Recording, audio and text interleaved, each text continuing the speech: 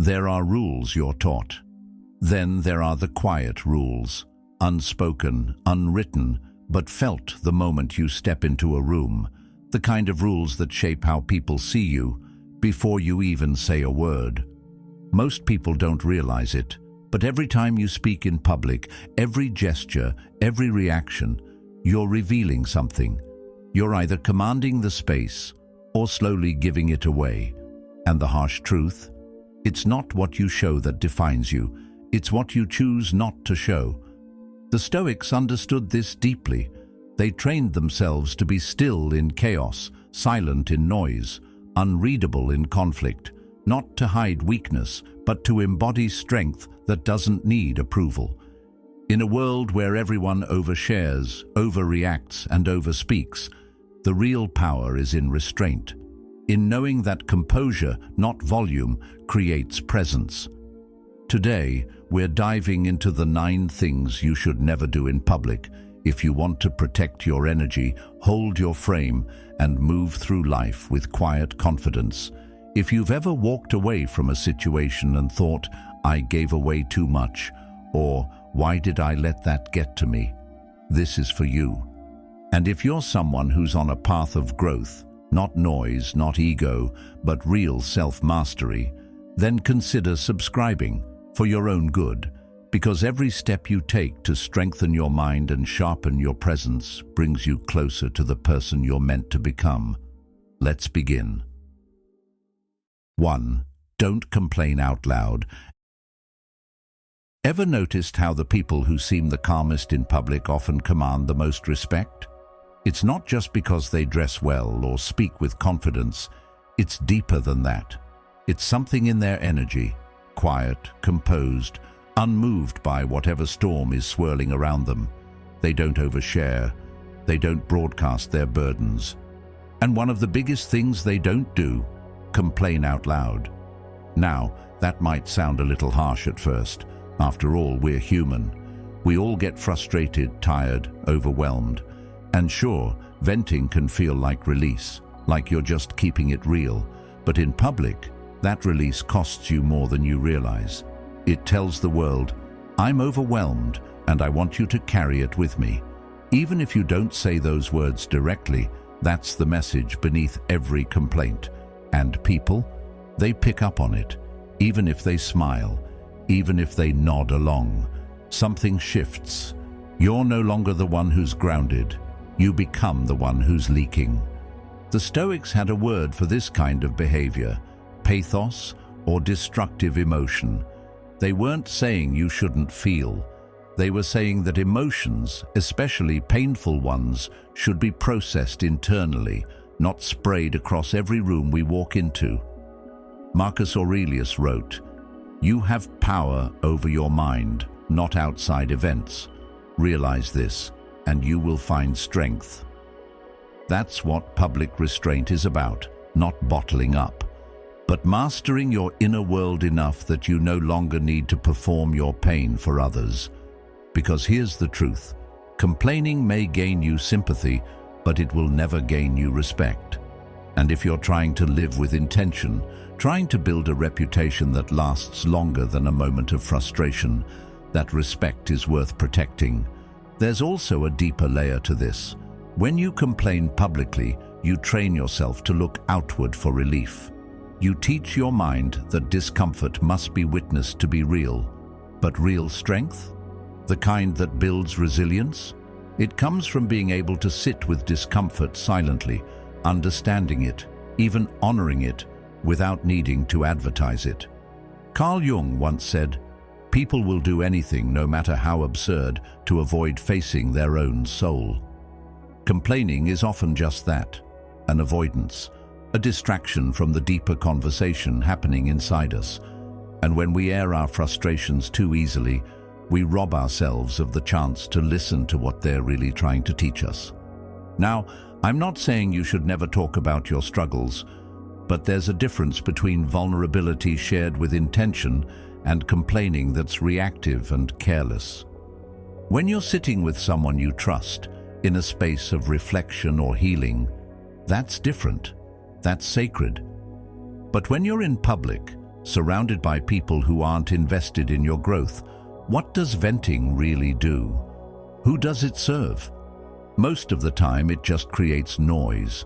It dilutes your presence. It makes you forget who you are. Public complaining makes you smaller in people's eyes, not because you're weak, but because you gave away your composure. And composure, in a world addicted to reaction, is rare. It's magnetic. Think about the people you admire, the ones who seem to move through life with quiet authority. They aren't perfect, they're not emotionless, but they have a kind of presence that doesn't get shaken easily. That's not a personality trait, that's discipline, that's self-awareness. That's what Stoicism teaches, to control the self, not the world, to choose how you respond, especially when things don't go your way. Because complaining is a response, and it's often the easiest one. What takes effort is to pause, to breathe, to say, "This is hard, but I'll carry it without collapsing in front of others." That's powerful.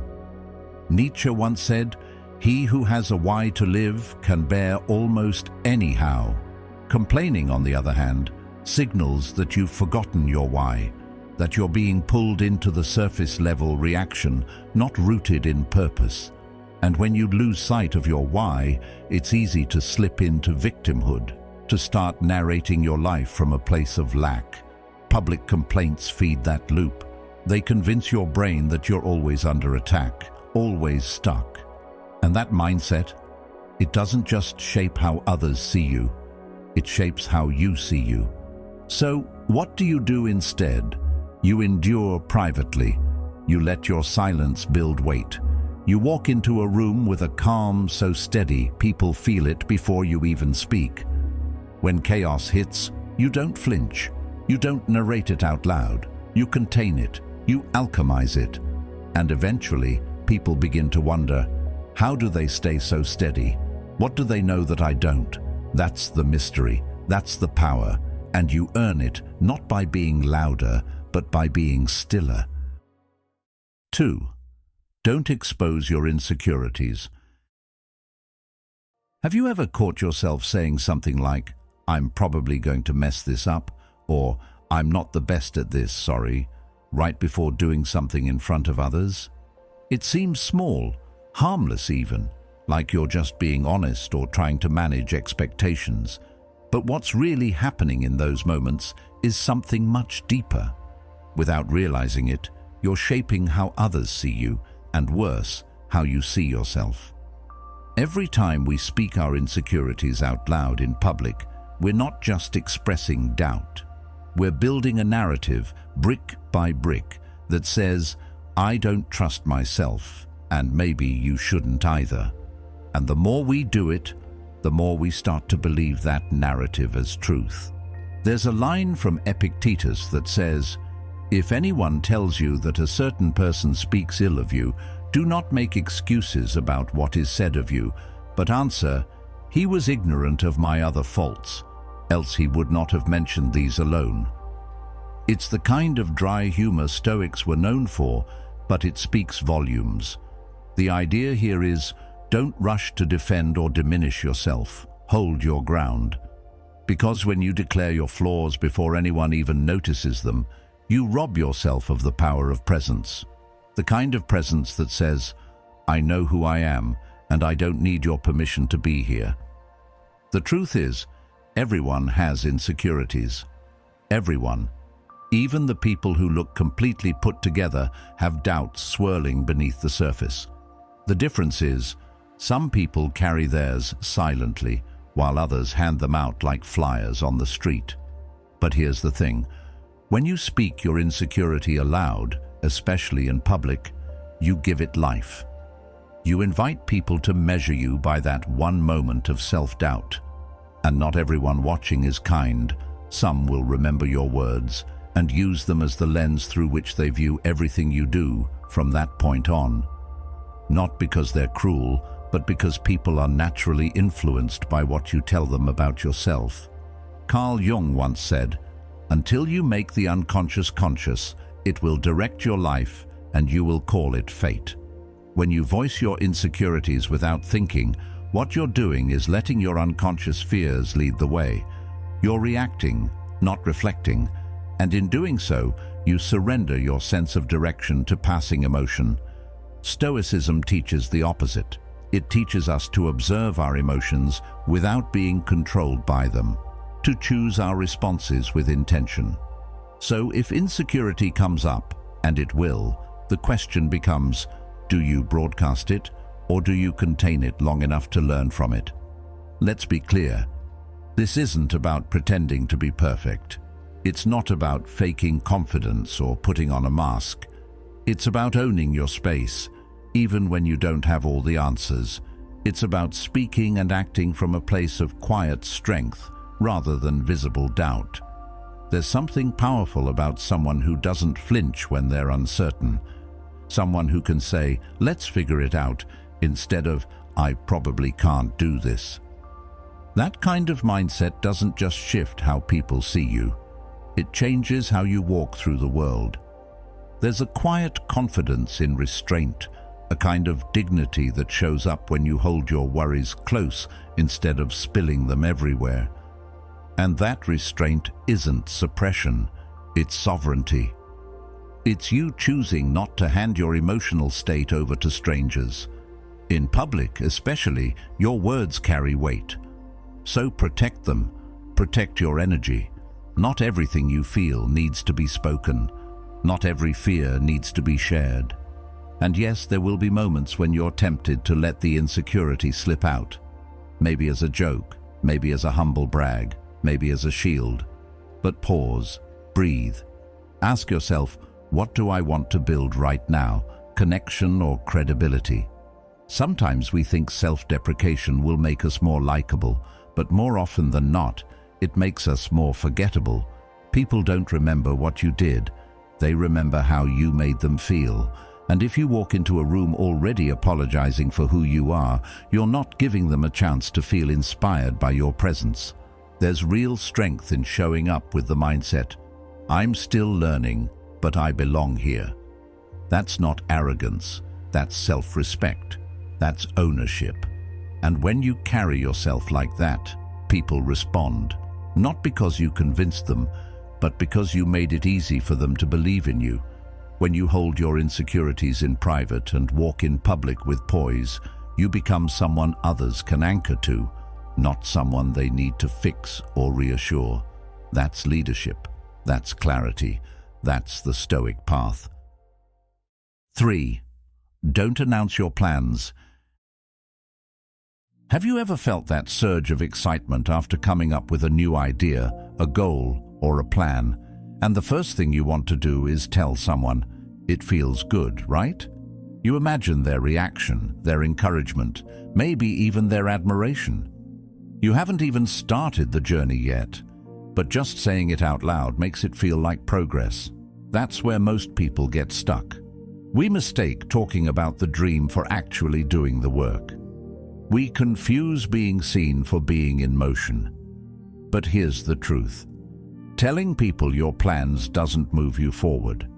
It just makes you vulnerable to doubt, distraction, and unnecessary pressure. In fact, it gives others a clear view of what you're building, and not everyone watching wants you to succeed. From a Stoic point of view, this is the exact kind of emotional impulse you have to keep in check. Epictetus reminded us, if you want to improve, be content to be thought foolish and stupid. In other words, while you're building something real, others might not understand or even notice. And that's not just okay, that's necessary. The Stoics believed deeply in action over appearance. They weren't concerned with applause. They were concerned with integrity, with doing the work quietly and thoroughly, whether or not anyone was watching. That kind of inner commitment doesn't need a stage. It just needs a direction. There's also a psychological angle here.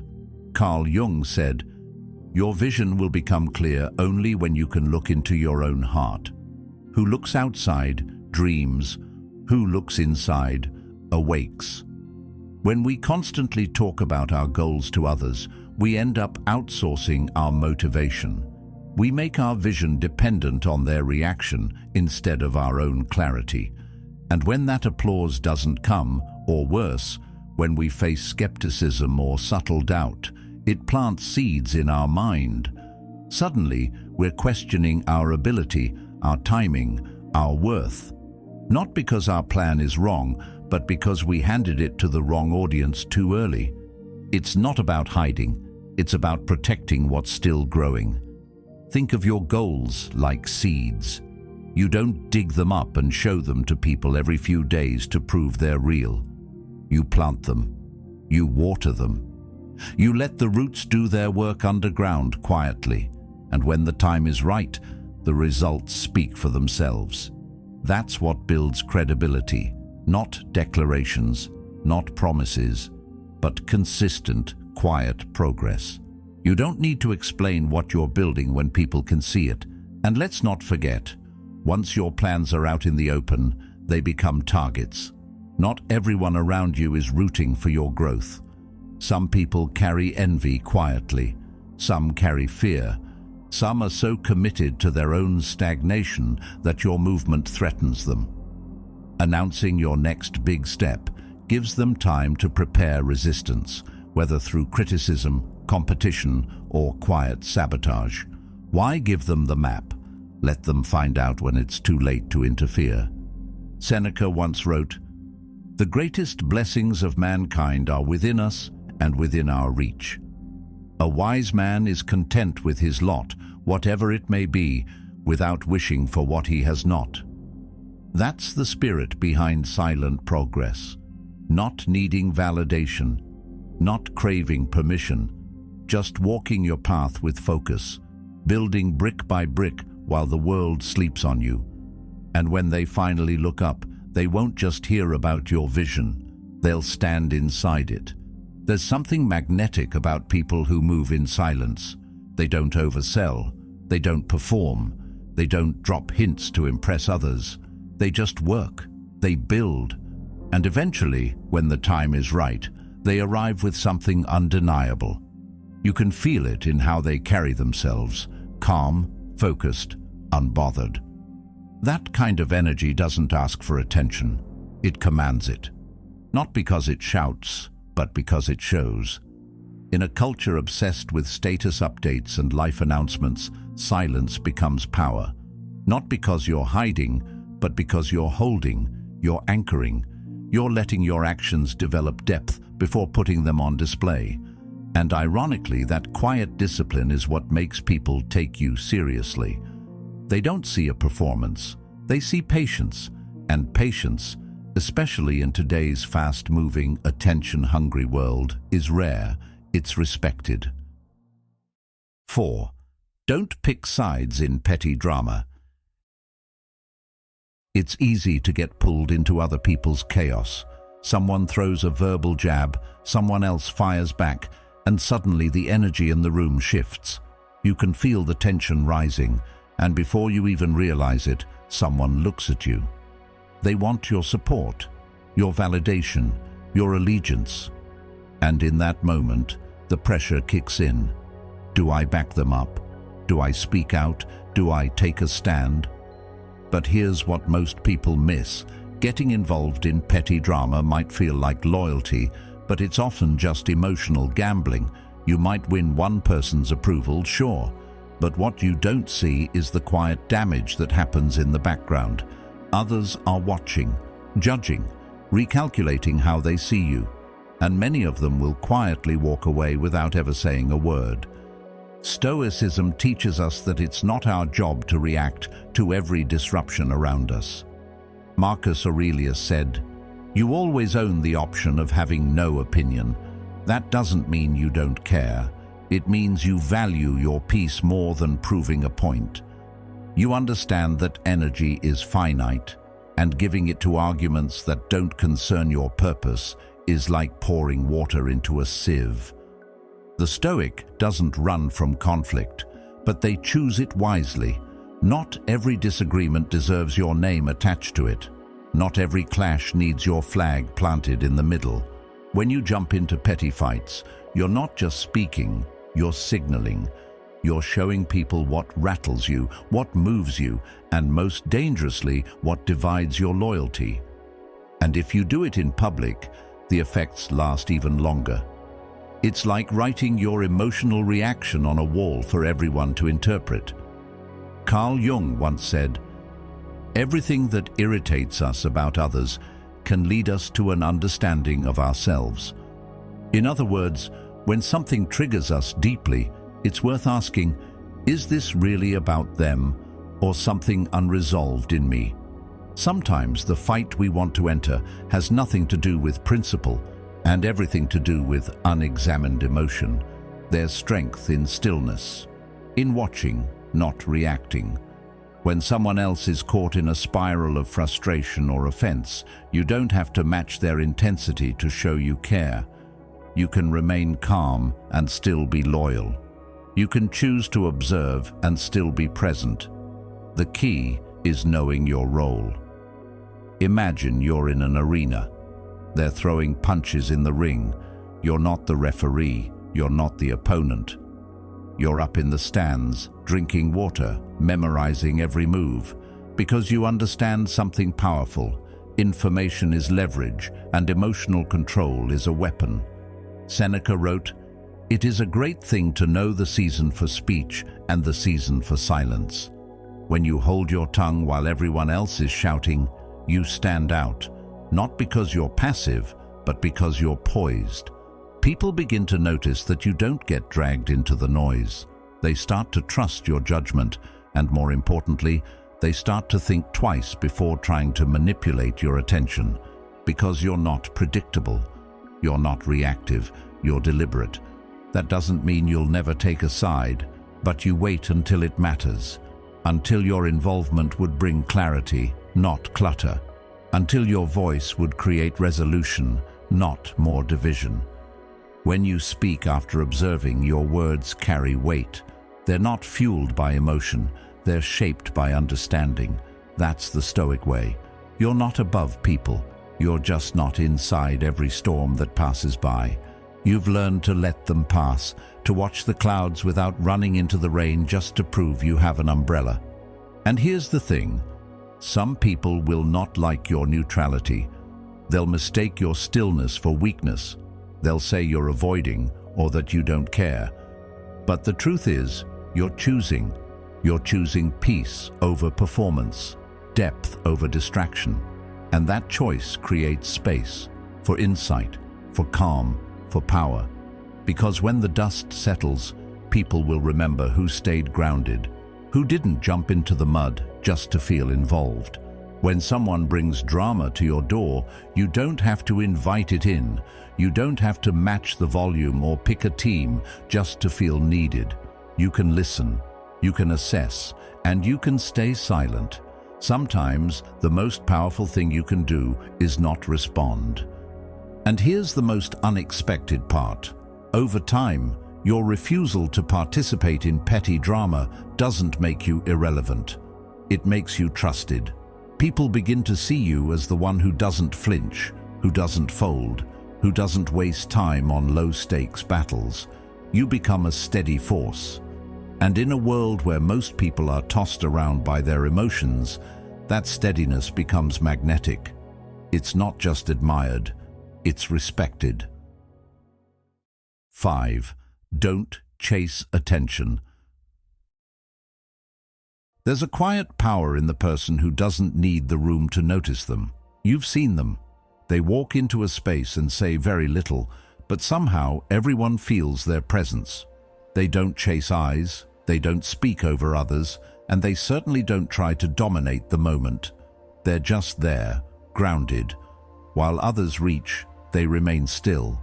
And strangely, that stillness pulls people in, because something about not needing attention ends up commanding it. That's not coincidence. It's the natural gravity of self-possession. And the truth is, the harder you try to be seen, the more invisible you become. People can sense when you're reaching. They may laugh, they may smile, but deep down, something doesn't land right, because the energy feels off. It feels like performance instead of presence. The Stoics believed that dignity was found in self-control, not spectacle. Epictetus said, "If you seek truth, you will not seek victory by dishonest means." And attention, if it's chaste, often becomes just that, dishonest. Not because you're lying, but because you're not moving from your center. You're bending yourself into what you think will be liked, applauded, or accepted. And that's not power. That's dependency. When your self-worth is tied to how much noise you can make, you become fragile. Because the moment people stop clapping, you don't know who you are. There's something psychologically draining about constantly trying to impress. It wears you down, even when it works. Carl Jung once noted, "The privilege of a lifetime is to become who you truly are." But you can't become that person if you're constantly performing for approval. The more you contort yourself for attention, the further you drift from authenticity. And when you lose touch with authenticity, it's not just others who sense it. You feel it too.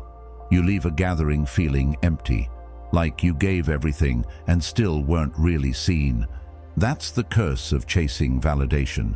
It gives just enough to keep you hooked, but never enough to make you whole. Now, this doesn't mean you should shrink or silence yourself. It's not about being passive. It's about being intentional. There's a huge difference between expressing yourself naturally and trying to dominate the spotlight. The person who speaks when they have something to say, not just something to prove, carries a different weight. Their words stick. Their presence lingers because they're not trying to win the moment. They're simply being who they are. And that kind of consistency builds respect. Not immediately, maybe, but steadily. Over time, people begin to look to you, not because you asked for it, but because you earned it. Seneca once said, "Associate with people who are likely to improve you." The subtext is clear. Choose your circles wisely. If the people around you reward noise over depth, you'll eventually start performing just to keep up. But if you surround yourself with people who value calm, truth, and substance, you'll feel no pressure to compete for attention. You'll speak when it matters. You'll listen more. And ironically, you'll be noticed more because you'll be rare. In a culture that rewards volume and speed, slowness and stillness have become magnetic. When everyone else is pushing to be the loudest, the most impressive, the most remembered, your job is to become the most real. Be the one who doesn't need constant validation, the one who knows they're valuable whether or not anyone claps. And that's not always easy. We're wired to seek approval. It feels good to be liked, to be acknowledged. But the deeper work is learning to be respected, and that starts with not chasing the crowd, but holding your center. The Stoics weren't flashy. They didn't walk into the forums trying to steal attention.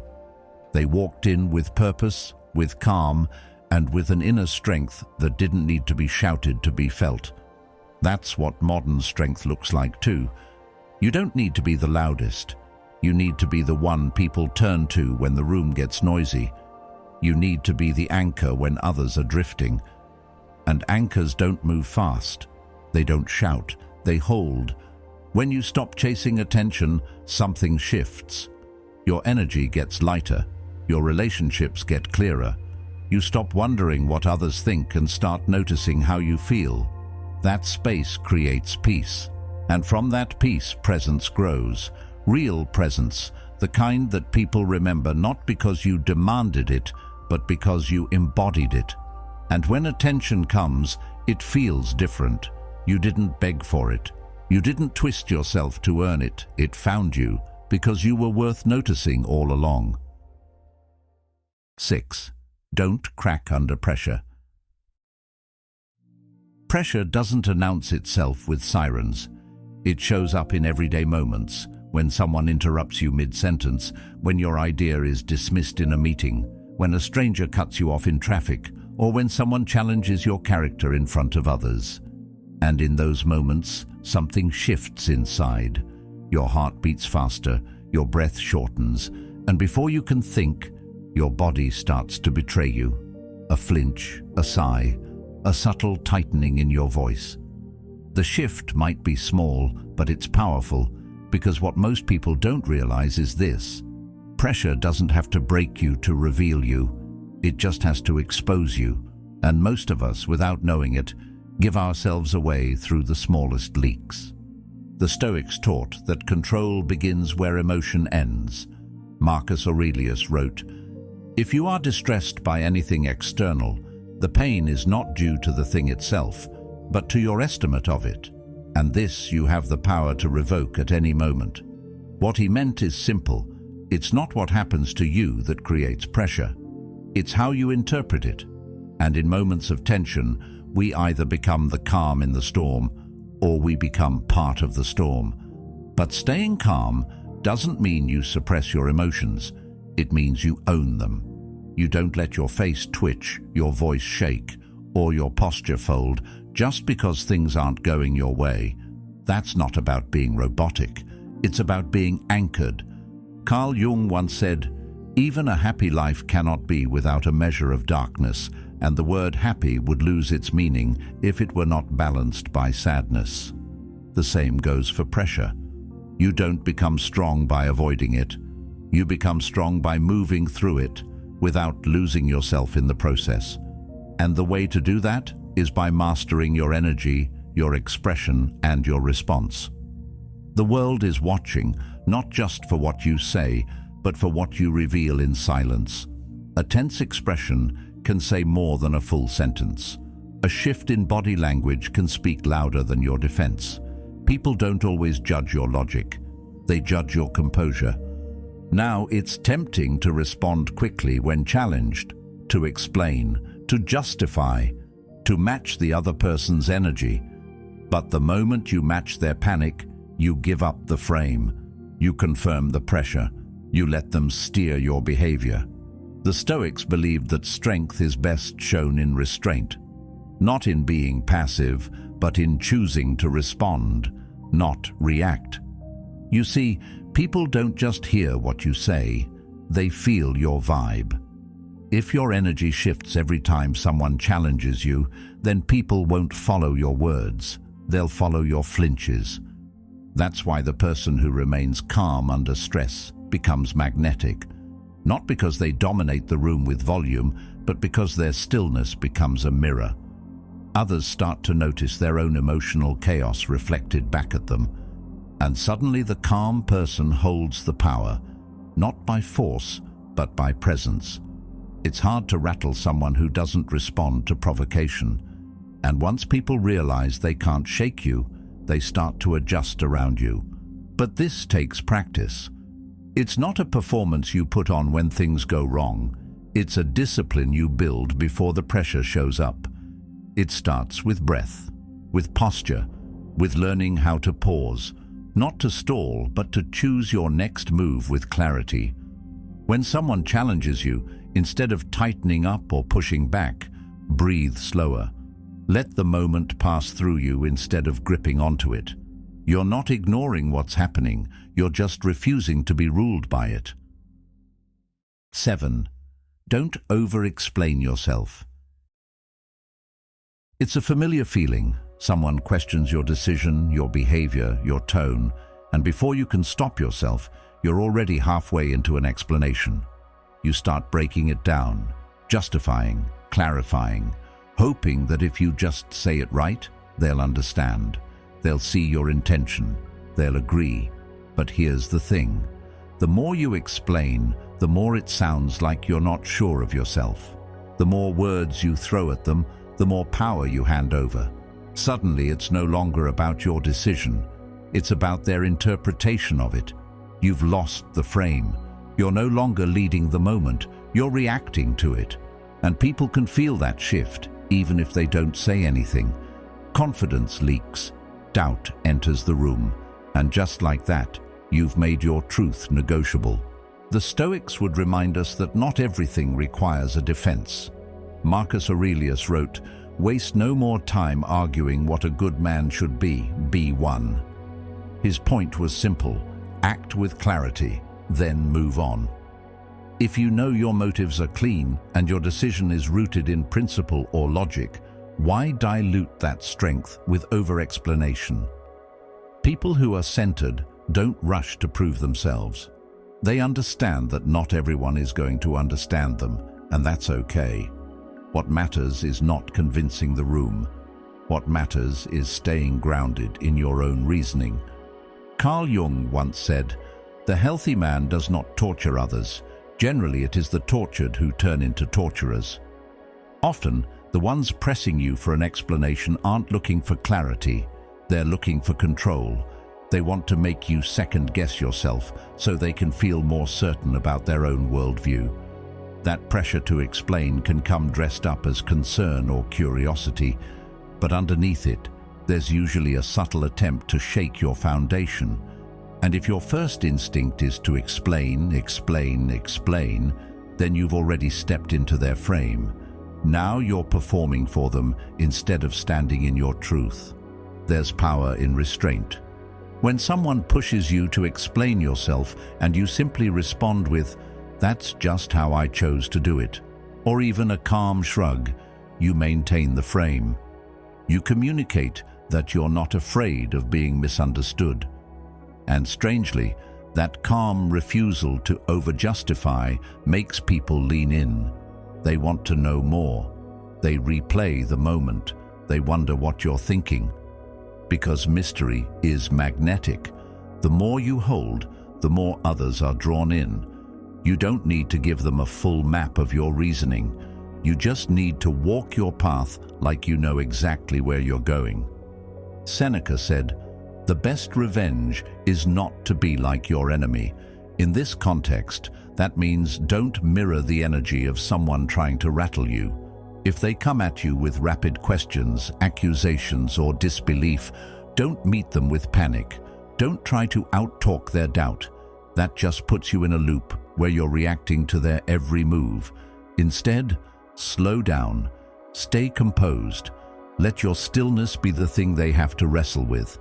When you stop trying to be understood, you force others to confront their own assumptions. And often, that's far more impactful than any explanation you could offer. Of course, there are moments when communication matters, when clarity is needed. But that's different from defending your every move like you're on trial. The difference is intention. Are you sharing because it brings understanding, or because you're afraid of judgment? Are you offering insight or trying to win approval? Most people don't realize how often they explain themselves just to feel safe, to avoid the discomfort of being misunderstood. But here's the uncomfortable truth. Being misunderstood isn't a threat. It's part of being human, and trying to control how others see you is a game you'll never win. When we are no longer able to change a situation, we are challenged to change ourselves. That includes changing how we react to pressure, how we respond when someone tries to challenge our choices. Instead of scrambling to explain, we can learn to pause, to trust that who we are and what we stand for doesn't need to be defended every time it's questioned. That kind of internal stability doesn't just protect your peace, it transforms how others treat you. You don't have to explain your whole story to everyone who asks. You don't have to unpack your every move for public approval. Sometimes the most powerful sentence is the one you don't say. The calm reply, the shrug, the silence that says, "I'm good with my choice whether or not you get it." That's not arrogance, that's self-respect. That's the Stoic way. Let others chase clarity, you hold the line. 8. Don't show bitterness toward rejection. Rejection doesn't always come with fireworks. Sometimes it's a quiet moment, a message left unanswered, an invite that never came, a door that quietly closes while no one's looking. And no matter how mature or grounded we try to be, it stings. Not because we need approval, but because deep down, we all want to be seen, chosen, valued. That's human. But what matters most isn't the rejection itself. It's what you do next. Do you let it harden you? Do you let it twist into bitterness and sarcasm? Or do you rise, steady and unshaken, choosing grace over reaction? The truth is, the way we respond to being overlooked says more about us than the rejection ever could.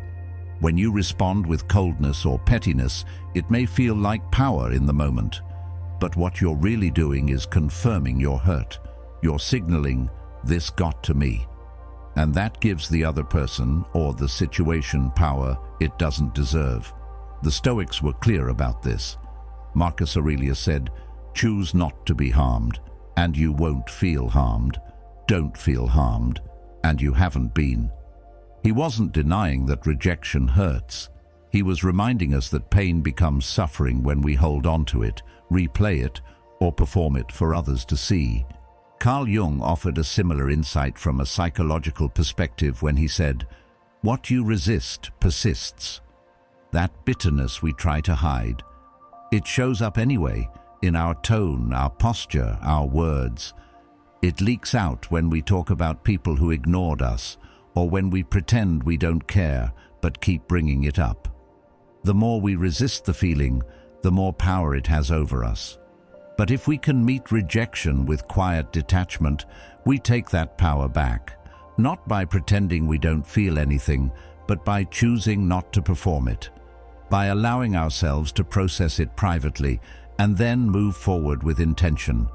There's a certain strength in the person who can be overlooked and still walk with dignity, not to prove a point, not to manipulate the narrative, but because they genuinely believe that rejection isn't the end of their story.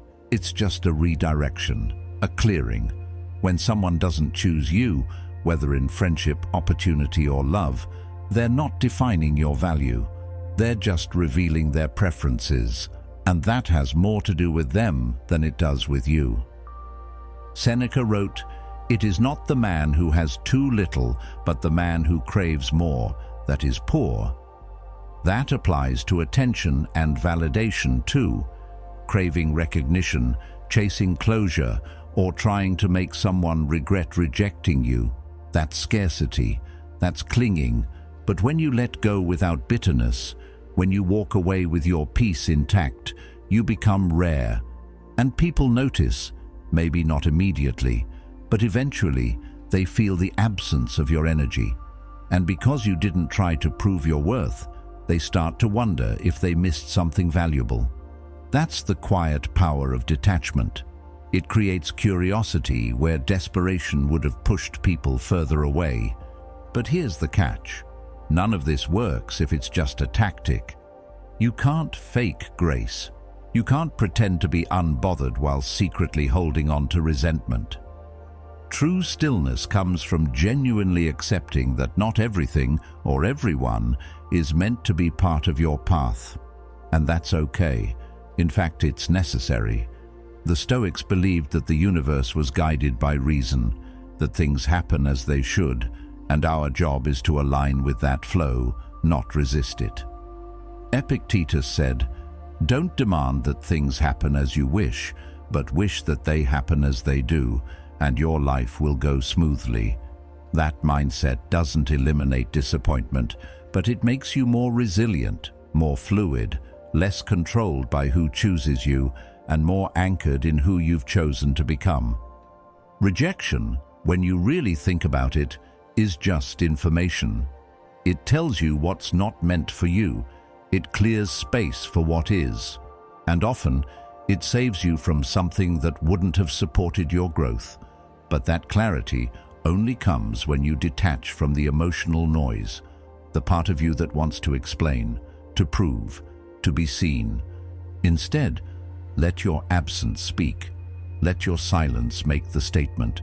You don't need to announce that you've moved on. Just move differently. Focus on your craft. Pour your energy into places that reciprocate. Be so grounded in your worth that the loss isn't yours, it's theirs. 9. Don't criticize those above you in public. There's a certain temptation that shows up when someone in a position of power gets it wrong, when they're careless, dishonest, or just plain out of touch. You see the cracks in their character, the inconsistency in their words, the weight of their influence being misused. And it's easy to think, someone needs to say something, maybe even, I'll be the one to call it out.